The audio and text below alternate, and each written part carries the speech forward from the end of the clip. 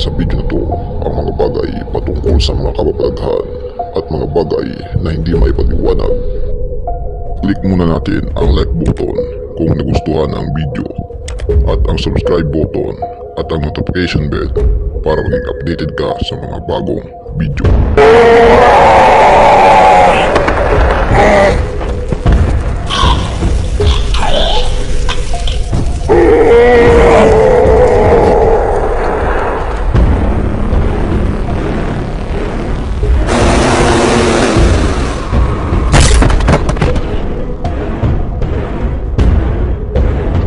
Sampung multo na nakuhaan ng kamera. Number 10, ang multo sa subdivision. Umaga na yun, wala po akong nakita. Kahit sa malapit o sa malayo po, wala po kami makita na gumanababaan. Number 9, ang paranormal na sanggol.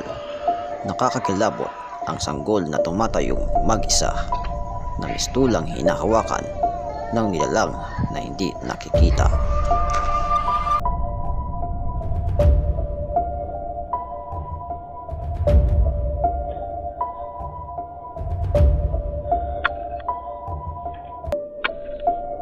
Number 7, ang itim na anino. Sa unang tingin ay akalain mo lang na isa itong normal na anino, pero kapag tinignan mo ulit, itsura na itong demonyo. Figure of a child.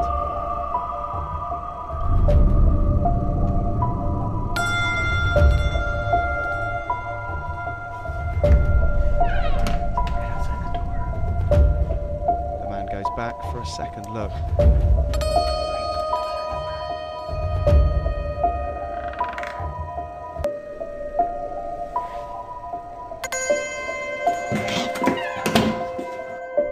Number 6, ang naglalarong bata.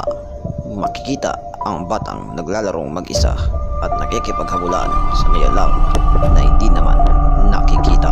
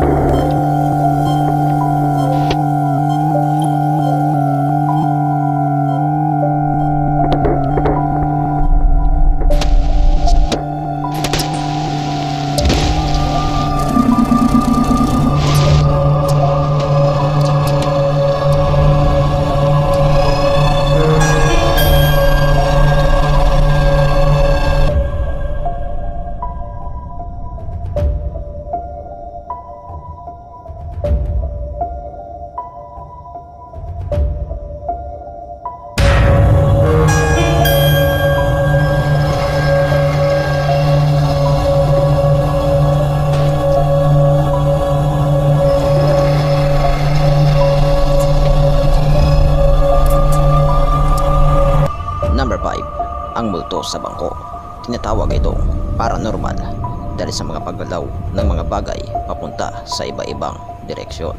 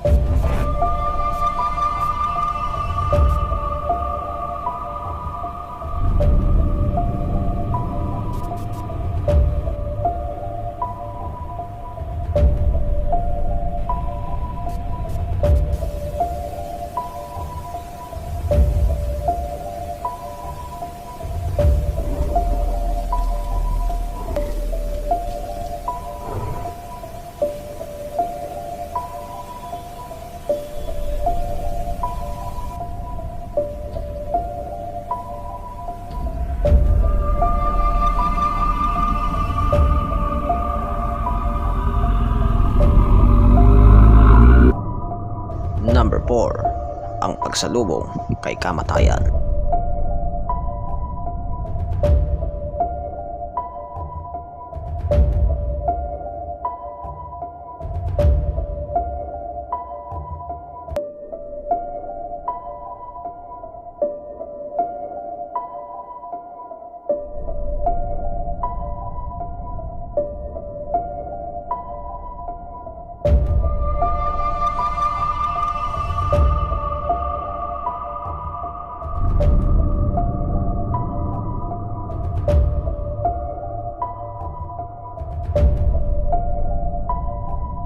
Number 3. Ang multo sa elevator. May mga oras na hindi tayo nag-iisa at may iba tayong kasama.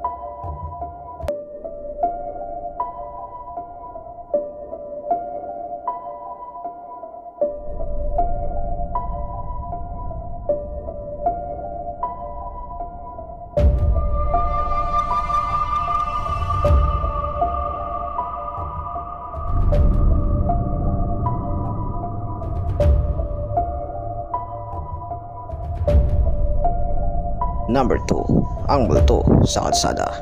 Ito ang madalas na dahilan ng mga aksidente sa kalsada.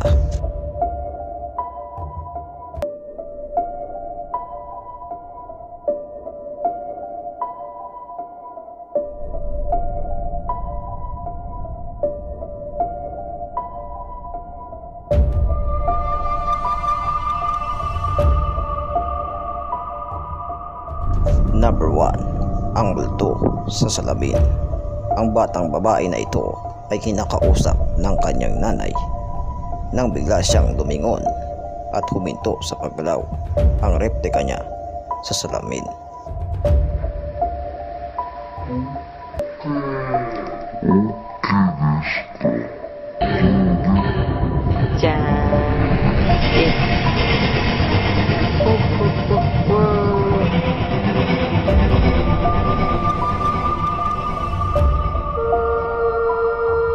この鏡は母親が知人から譲り受けた古いものだという。